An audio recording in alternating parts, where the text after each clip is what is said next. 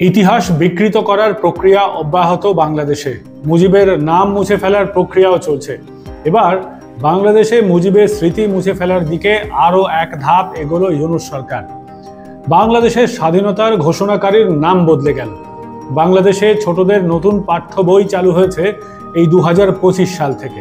সেখানে দেশের স্বাধীনতার ঘোষণাকারী হিসেবে নাম রয়েছে বিএনপি নেত্রী খালেদা জিয়ার স্বামী জিয়াউর রহমানের। 1971 সালের মুক্তিযুদ্ধের সময় তিনি বাংলাদেশের সেনায় মেজর পদে ছিলেন। বাংলাদেশের সংবাদ মাধ্যম প্রথম আলোর প্রতিবেদন অনুযায়ী নতুন পাঠ্য বইয়ে স্বাধীনতার সেই সময়কার তথ্য বদলে দেওয়া হয়েছে। 2025 শিক্ষাবর্ষ থেকে ওই পাঠ্য বইগুলি কার্যকর করা হচ্ছে। এতদিন বাংলাদেশের পাঠ্য বইয়ে লেখা থাকত 1971 সালের 26শে মার্চ বেতার বার্তার মাধ্যমে বাংলাদেশের স্বাধীনতার ঘোষণা করেন মুজিবুর রহমান। তারপর পাকিস্তানের সেনার হাতে তিনি গ্রেফতার হন। কিন্তু সেই তথ্য সঠিক নয় বলে দাবি করেছে বাংলাদেশের গবেষণাকারীদের একাংশ।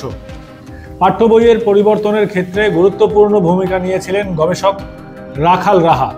তার দাবি এটি অতিরঞ্জিত এবং আরোপিত ইতিহাস। নতুন পাঠ্য বইয়ে লেখা থাকবে 26শে মার্চ মেজর জিয়াউর রহমান চট্টগ্রামের কালুরঘাট বেতার কেন্দ্র থেকে বাংলাদেশের স্বাধীনতার ঘোষণা করেন।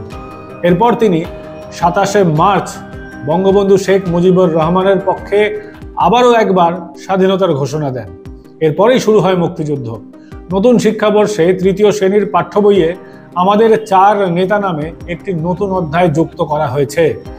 এতে 4 নেতা হিসেবে স্থান পেয়েছেন শেরে বাংলা একে ফজলুল হক, মৌলানা আব্দুল হামিদ খান ভাসানী, হোসেন শহীদ সোহরাওয়ার্দী এবং বঙ্গবন্ধু শেখ মুজিবুর রহমান। মুজিবুরের নাম 4 নম্বর তালিকায় একেবারে শেষে। বাংলাদেশ ও বিশ্ব পরিচয় বইয়ে প্রত্যেকের ছবি সহ তাদের সম্পর্কে একটি সংক্ষিপ্ত বিবরণ দেওয়া হয়েছে। এদের মধ্যে এই হোসেন শহীদ সোহরাওয়ার্দী কে জানেন?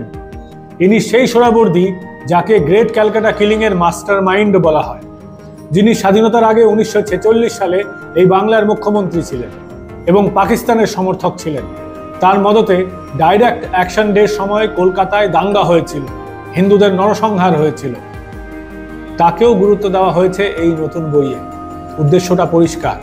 এক্ষেত্রে উল্লেখ্য, ছাত্র মুজিবুর রহমান সেই সময় এই হোসেন শহীদ সোহরাওয়ার্দীর সঙ্গী ছিলেন এবং ছাত্রাবস্থায় মুসলিম লীগের ছাত্র সংগঠনের সদস্য মুজিবুর রহমান নিজের অসমাপ্ত আত্মজীবনী বইতে এই পর্বের কথা উল্লেখ করেছেন। বাংলাদেশের পাঠ্য বইতে মুজিবকে আর জাতির জনক বা জাতির পিতা হিসেবে উল্লেখ করা হচ্ছে না বলেও খবর। প্রথম শ্রেণী থেকে 10ম শ্রেণী পর্যন্ত পাঠ্য বইয়ে এই পরিবর্তনগুলি করা হচ্ছে। 2010 সালে বাংলাদেশে মুজিব কন্যা শেখ হাসিনা ক্ষমতায় আসার পর ওই পাঠ্য বইগুলি আবার চালু করা হয়েছিল। 5ই আগস্ট 2024 বাংলাদেশ থেকে ক্ষমতাচ্যুত হন শেখ হাসিনা। বিক্ষোভের মুখে তিনি দেশ ছেড়ে চলে আসেন ভারতে এবং 8ই আগস্ট বাংলাদেশে তড়িঘড়ি করে ক্ষমতায় আসেন মোহাম্মদ ইউনূসের নেতৃত্বাধীন এই অন্তর্বর্তী সরকার। তারপরেই তড়িঘড়ি করে পাঠ্যপুস্তকে আবার পরিবর্তন করার সিদ্ধান্ত নেওয়া হয়। প্রসঙ্গত, বাংলাদেশের এই জুলাই আগস্ট গণ অভ্যুত্থানের সময় থেকে মুজিব বিদ্বেষ দেখা দিয়েছে।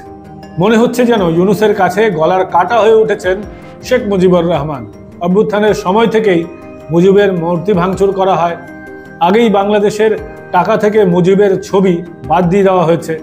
এবার বইয়ের পাতা থেকেও মুজিবের নাম বাদ দেওয়া হলো এবং তার গুরুত্ব কমানোর প্রক্রিয়া চলছে পাঠ্যপুস্তক থেকে।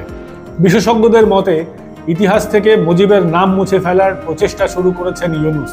কিন্তু এখন দেখার বিষয় হলো এই প্রচেষ্টায় তিনি সফল হন কিনা। কারণ বিএনপি এবং জামাত এর আগে বহুবার এই প্রক্রিয়া চালিয়েছে। বিএনপি জমানাতে একই কাজ হয়েছিল, কিন্তু সেই প্রয়াস সফল হয়নি। আপনাদের এই বিষয়ে কি মতামত তা কমেন্ট করে জানাতে পারেন। দেখা হবে পরবর্তী পর্বে।